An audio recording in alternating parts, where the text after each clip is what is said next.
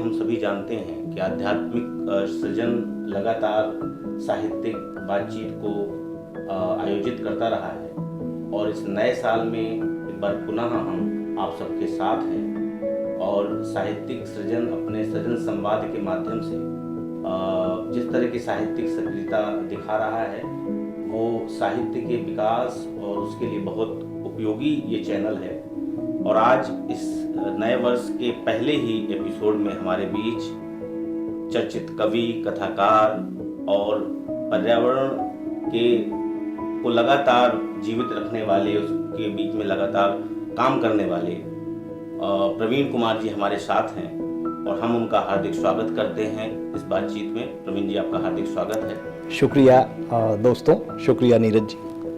प्रवीण जी, जिस तरह आप वकील के पेशे में हैं, पत्रकार स्वतंत्र रूप से हैं और साथ साथ एक चर्चित कवि और कहानीकार हैं, तो मेरा पहला सवाल ये है कि आप इतने सारे सरोकारों को एक साथ लेकर, जो सामाजिक सरोकार भी हैं, साहित्यिक सरोकार भी हैं, एक साथ कैसे इनको निभा पाते हैं? इस पहला सवाल मेरा आपसे ये। जी नीरज जी, ग्रेटा थनबर्ग के शब्दों में अगर मैं कहूँ, see the picture in whole, हमें पूरी तस्वीर को अगर हम एक साथ देखें तो जैसे हम कहते हैं कि साहित्य समाज का दर्पण है, वैसे ही जो हमारा कार्यक्षेत्र है, न्यायपालिका है, वहाँ समाज के विभिन्न वर्गों के लोग अपनी विभिन्न वैधानिक कानूनी समस्याओं के साथ आते हैं और वहाँ हम जो देखते हैं उन लोगों को, तो एक तरह से हम समाज के पूरे परिदृश्य को देख रहे होते हैं। तो इस तरीके से हमारे कार्य क्षेत्र को और हमारे रचना कर्म को आप जोड़कर भी देख सकते हैं। ठीक है, जैसे आपने कहा कि साहित्य समाज का दर्पण है, तो क्या आपको नहीं लगता है कि आजकल ये दर्पण में कहीं कहीं धुंधलापन सा आ गया है? क्या इस बात से आप वाकिफ हैं या आप इससे इत्तेफाक रखते हैं इससे? ये सवाल बहुत ही आपका जायज़ है। मैं यहाँ पे ये कहना चाहूँगा कि रचनाकार, साहित्यकार वो प्रयास करते हैं, समाज में जो चल रहा है, समाज एक गतिशील घटना है और समय के साथ उसमें तमाम तरह की चीज़ें, नई चीज़ें आती हैं, पुरानी बदलती हैं। और रचनाकार ये कोशिश करता है कि वो अपने देश काल के समय समाज में जो प्रवृत्तियां देख रहा है, जो विसंगतियां देख रहा है, उनको वो अपने कला माध्यम से रिफ्लेक्ट करे, इंट्रोड्यूस करे, समाज के सामने उसको रखे। लेकिन उसके तमाम प्रयासों के बाद भी ये मुमकिन है कि बहुत सारी चीज़ें उसकी दृष्टि से छूट जाएं, उसकी समझ से छूट जाएं और वो पूरी एक मुकम्मल तस्वीर पाठकों के सामने, श्रोताओं के सामने ना आ सके। प्रवीण जी, अभी आपका कविता संग्रह आया है, नियंता नहीं हो तुम जी। तो पहली बात तो इस संग्रह के लिए आपको बहुत बहुत बधाई। शुक्रिया। और मैं ये जानना चाहता हूँ, श्रोता जानना चाहते हैं कि आपकी जो रचना प्रक्रिया है या सक्रियता है, उसमें से प्रारंभिक जो आपका रुझान या कहें कि साहित्य के प्रति जो आपकी लगन, ये कब कैसे शुरू हुई? क्योंकि आप, जैसा मैं जानता हूँ कि आप विज्ञान के विद्यार्थी रहे हैं और विज्ञान से साहित्य में शिफ्ट होना और इस समय आप वकालत के पेशे में हैं जी। तो ये अपनी पूरी जो प्रारंभिक साहित्यिक यात्रा है और अब तक की जो इस संग्रह आने तक की यात्रा के बारे में कुछ श्रोताओं को बताएं। नीरज जी, जैसा मैंने बताया कि बचपन से ही मुझे कविता कहानी पढ़ने का शौक रहा और मैंने डायरी लिखना शुरू कर दिया। 9th क्लास से मैंने डायरी लिखना शुरू कर दिया। उसी में मैं कुछ कविता की पंक्तियां भी लिखने लगा और जब मेरी उम्र 20 साल की थी, मैं ग्रेजुएशन के दूसरे साल में था, तो मैंने अपनी रचनाओं को एक कलेक्शन के रूप में प्रकाशित भी कराया और उस कलेक्शन का नाम था रेशमी कमल। और उसका लाभ मुझे ये हुआ कि जब मैंने उस कलेक्शन को अपने कॉलेज में अपने दोस्तों और गुरुजनों को डिस्ट्रीब्यूट किया, तो वहाँ कॉलेज में, एमएच कॉलेज में एकदम से मुझे एक कवि के रूप में जो है वो जाने जाने लगा। तो ये मेरी जो कविता यात्रा है और जो रचना यात्रा है, उसका पहला सोपान जो है ये पुस्तक रही। जैसा कि हम जानते हैं कि अभी तक आपके 4 कविता संग्रह और 2 कहानी संग्रह भी आ चुके हैं।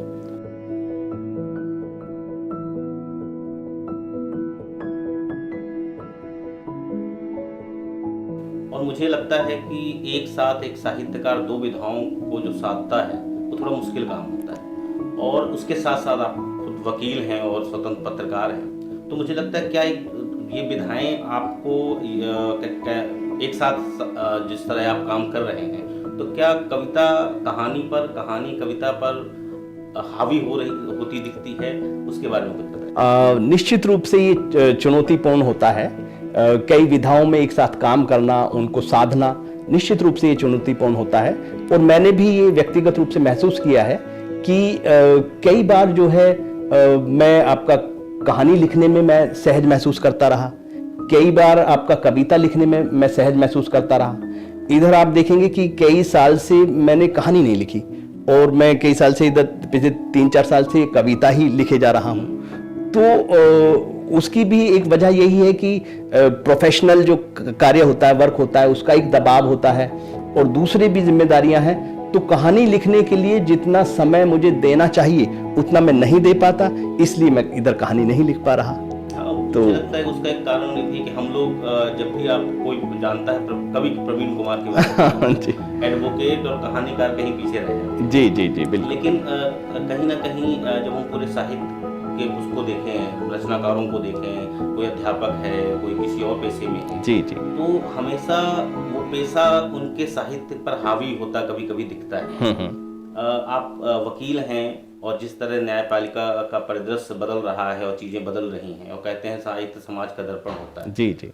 तो क्या जो वकालत है और आपका जो न्यायपालिका की जो बदलता स्वरूप है, उसकी दिशा जो बदल रही है, उससे क्या साहित्य प्रभावित हो रहा है, और आपका साहित्य कितना प्रभावित हो रहा है? निश्चित रूप से सभी चीज़ें, गतिविधियां, कार्यक्षेत्र एक दूसरे को प्रभावित करते हैं।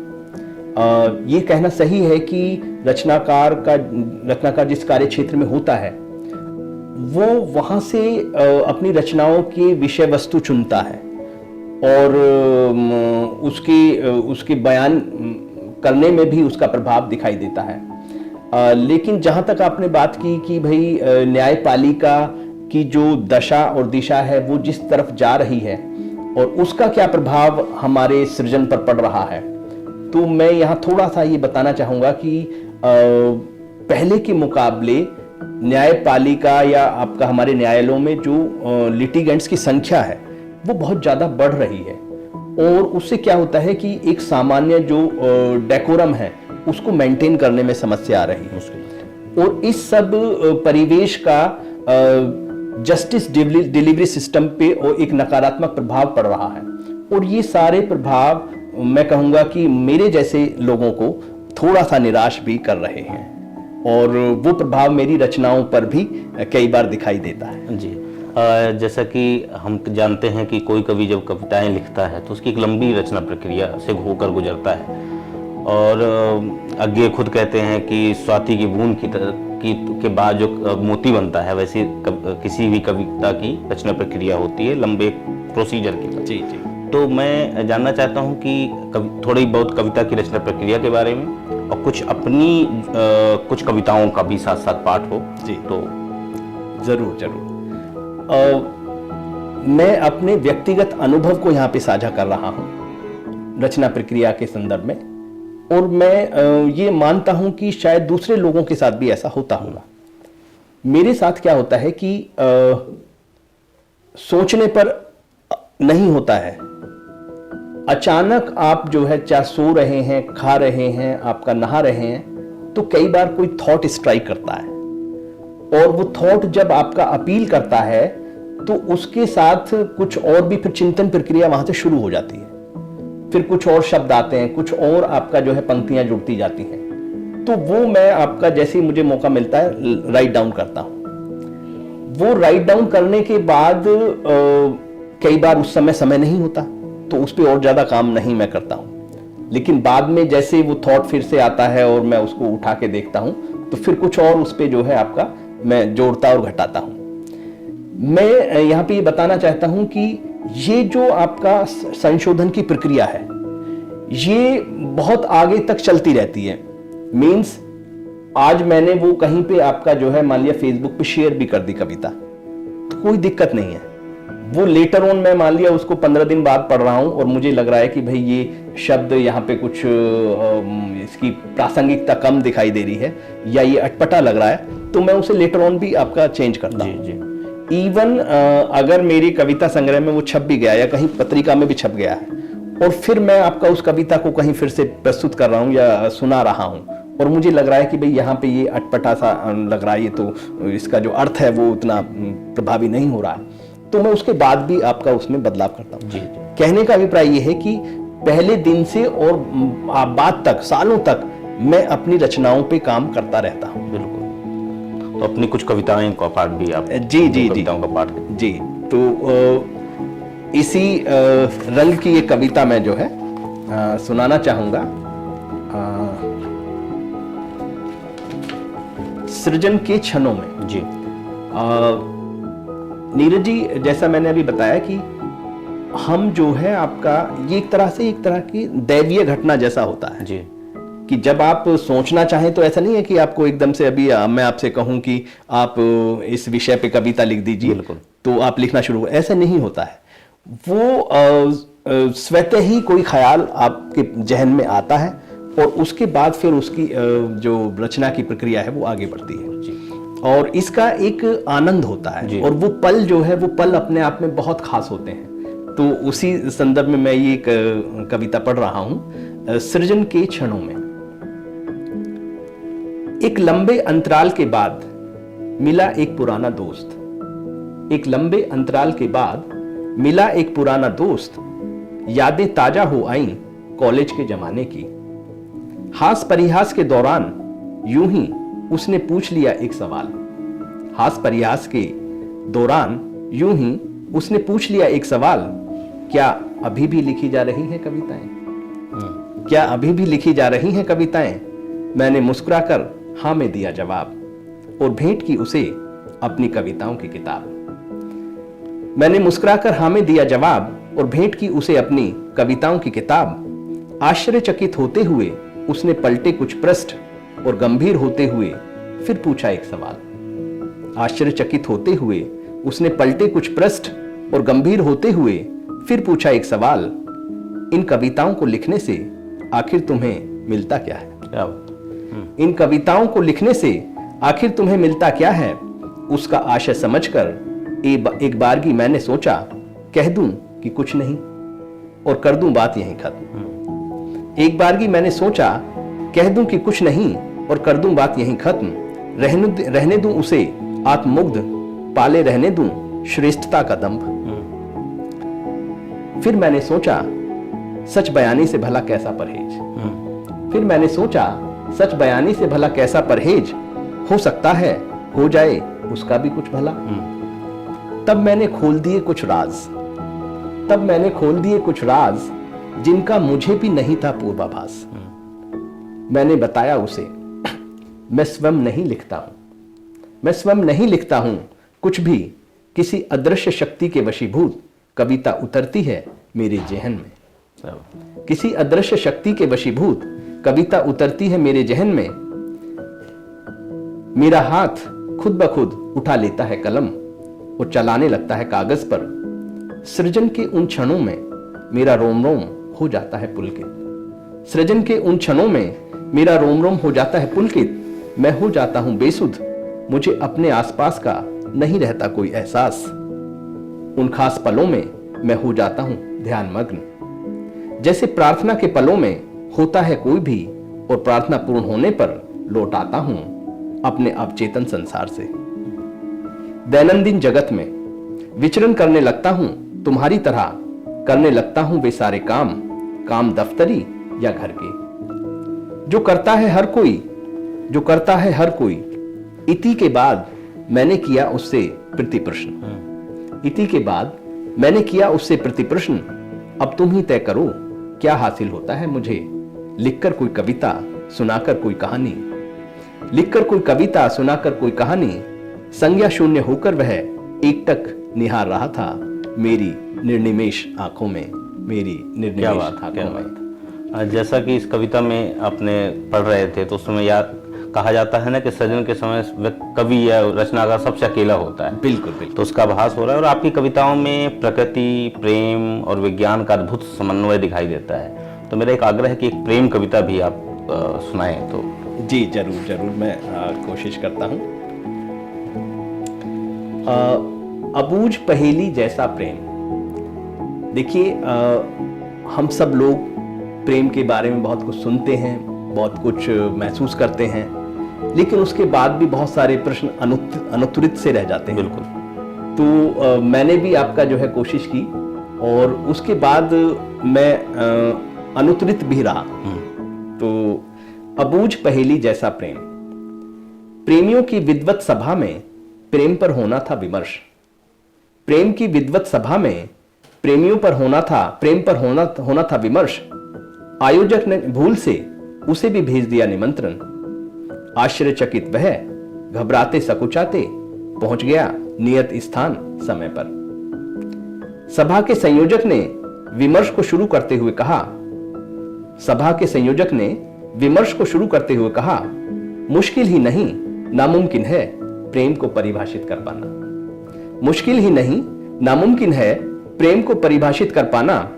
फिर भी इस विमर्श में आप सबका हार्दिक स्वागत है। सबसे पहले कागज पर प्रेम लिखने वाले एक सिद्ध कवि ने बड़े आत्मविश्वास से कहा। सबसे पहले कागज पर प्रेम लिखने वाले एक सिद्ध कवि ने बड़े आत्मविश्वास से कहा, मूर्त से अमूर्त की यात्रा है प्रेम। मूर्त से अमूर्त की यात्रा है प्रेम।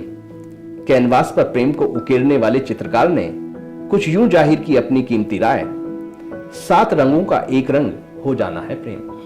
7 रंगों का एक रंग हो जाना है प्रेम। झूमते गाते संगीतकार ने कहा, सुर लय ताल होता है प्रेम। संगीतकार ने कहा, सुर लय ताल होता है प्रेम। शिल्पकार ने अपनी छेनी हथौड़ी को देखा बड़े गुरूर से, और कुछ यूं दिया विमर्श को विस्तार, पत्थर से मूर्ति तराशना है प्रेम।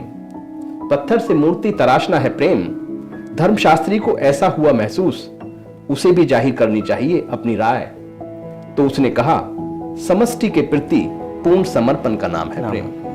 समष्टि के प्रति पूर्ण समर्पण का नाम है प्रेम। समाजशास्त्री ने अपना मत कुछ यूं प्रकट किया, मैत्री भाव का अनंत विस्तार है प्रेम। मैत्री भाव का अनंत विस्तार है प्रेम। अब सभा में मौजूद दार्शनिक से ना रहा गया खामोश, और वह बोला, प्रेम एक मनोदशा है। प्रेम एक मनोदशा है जिसमें अहंकार हो जाता है विलीन। क्या बात। कुछ देर पसरा रहा सन्नाटा। कुछ देर पसरा रहा सन्नाटा। तभी सन्नाटे को चीरते हुए उभरा प्रतिवाद का एक तीखा स्वर। मन के विज्ञान को जानने वाले मनोवैज्ञानिक ने कहा, प्रेमियों का होता है अलग अलग अस्तित्व, उनके मध्य रहना चाहिए न्यूनतम स्थान, खुलकर ली जा सके सांस, घुट न जाए किसी एक प्रेमी का दम। यायावर ने किया समर्थन, बेशक बांधता नहीं है प्रेम। यायावर ने किया समर्थन, बेशक बांधता नहीं है प्रेम। फिर संवेद स्वर में उभरा एक गान, यानी स्वातंत्र्य का उद्घोष है प्रेम। यानी स्वातंत्र्य का उद्घोष है प्रेम। प्रेम के पल्लवित पुष्पित होने के लिए जरूरी होता है उसका होना निर्बंध। स्वतंत्र वातायन में ही खिल पाते हैं व्यक्तित्व के फूल। स्वतंत्र वातायन में ही खिल पाते हैं व्यक्तित्व के फूल। खिले हुए कमल दलों में ही निवास करती है प्रेम की सुवासित गंध। क्या बात है। खिले हुए कमल दलों में ही निवास करती है प्रेम की सुवासित गंध। वह ठहरा मूढ़मती, वह ठहरा मूढ़मती, उसके पल्ले नहीं पड़ा कुछ भी। बीच विमर्श वह भाग आया सभा से। बीच विमर्श वह भाग आया सभा से, और बदहवास बड़बड़ाने लगा, हे भगवान, ये कैसी अबूझ पहेली है प्रेम। ये कैसी अबूझ पहेली है प्रेम। हाँ, बहुत अच्छी कविता। और इस कविता का जब आप पाठ कर रहे थे तो मुझे हिंदी साहित्य के बहुत सारे कवि एक साथ याद आ रहे थे। आप रीतिकाल, भक्ति काल, आधुनिक काल के कवियों में कबीर को ले लीजिए, बोधा को ले लीजिए, बिहारी को ले लीजिए, अग्गे मुक्तिबोध, तमाम कवि, मलिक मोहम्मद जैसी, सब मुझे बराबर लगातार याद आते रहे। और अग्गे जब खुद कहते हैं कि सखी सखा संबंध है प्रेम, स्वतंत्रता की बात है, मतलब इस कविता में मुझे लगता है कि प्रेम में जो चीज चाहिए, अहम का विसर्जन होना चाहिए, स्वतंत्रता होनी चाहिए, वो सब बहुत अच्छी कविता सुनाई। जैसे कि प्रवीण जी, ये कहा जाता है कि एक अच्छी रचना या किसी भी साहित्यिक कृति के लिए विचारधारा और प्रतिबद्धता, जैसा मुक्तिबोध खुद कहते हैं कि किशोर हो तुम तय करो, तो और साथ साथ उसमें सामाजिक जो सरोकार होते हैं, तीनों का समन्वय एक अच्छी रचना के लिए जरूरी है। तो आप इसको किस रूप में देखते हैं? नीरज जी, मैं ये कहना चाहूँगा कि एक रचनाकार आवश्यक रूप से एक विचारक भी होता है, और जब विचारक होगा तो उसकी विचारधारा भी डेवलप होगी। ये आपका जो है बहुत स्पष्ट है कि रचनाकार की जो विचारशीलता है, उसका जो सृजन है, उसके सरोकार जनहित से कितना जुड़े हुए हैं, वो आपका कलात्मक विकास से कितने जुड़े हुए हैं, और उसकी ये प्रतिबद्धता जो है बहुत आवश्यक है। और बिना उस प्रतिबद्धता के रचनाकार अपने रचना के उद्देश्यों को हासिल नहीं कर सकता है।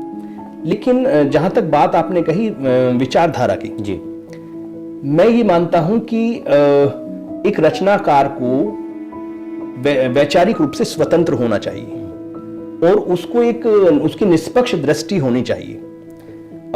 अगर वो किसी पॉलिटिकल विचारधारा से लीनिंग रखता है, उसका आपका जो है समर्थन करता है, या दूसरी विचारधारा का विरोध करता है, तो कहीं ना कहीं उसकी जो निष्पक्षता है वो आपका बाधित होती है, वो इन्फ्रिंज होती है। तो मैं ये मानता हूं कि रचना की श्रेष्ठता के लिए उसकी निष्पक्षता आवश्यक होती है। और अगर हम सिर्फ जो है समर्थन के लिए समर्थन करते जा रहे हैं, विरोध के लिए विरोध करते जा रहे हैं, तो उसमें रचनाकार की जो निष्पक्षता है वो संदिग्ध होती है, और उसकी जो रचना है मैं कहूँगा कि कलात्मक रूप से वो ऊंचाई प्राप्त नहीं कर पाती है। जी जी। अच्छा, जैसा कि आप जानते, इस समय सोशल मीडिया का जमाना है। जी जी। और सोशल मीडिया ने एक अच्छा मंच तो जरूर दिया है, कहीं लाभ है तो कहीं हानियां हैं। तो सोशल मीडिया के आने से अचानक बहुत ज़्यादा कवि, बहुत ज़्यादा रचनाकार उभर के आ रहे हैं, और इधर कुछ ज़्यादा ही छपास जैसा रोग लोगों को हो गया है, लगातार किताबें आ रही हैं, पढ़ने वाले पाठक नहीं मिल रहे। जी जी जी। तो ऐसे में कविता का भविष्य आप कैसे देखते हैं?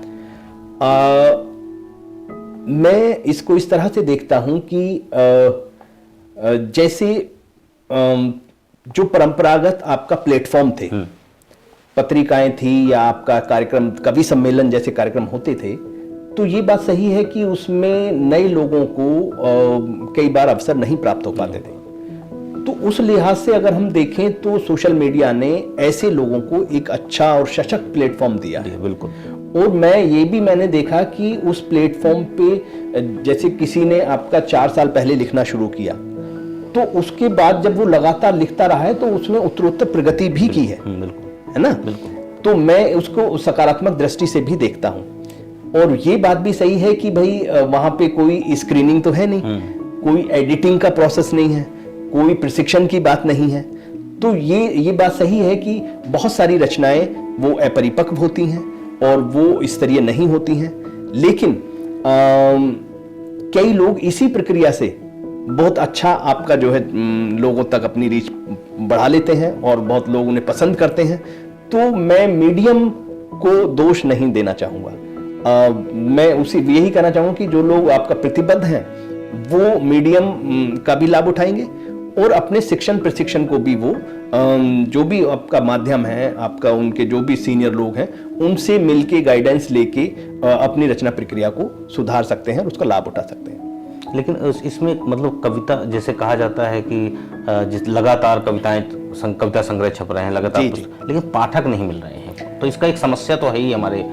ये जो आपका पाठक की समस्या है या पठनीयता की समस्या है या पाठक संस्कृति के कमजोर पड़ने की बात है, इसके लिए मैं सिर्फ एक फैक्टर को जिम्मेदार नहीं मानता।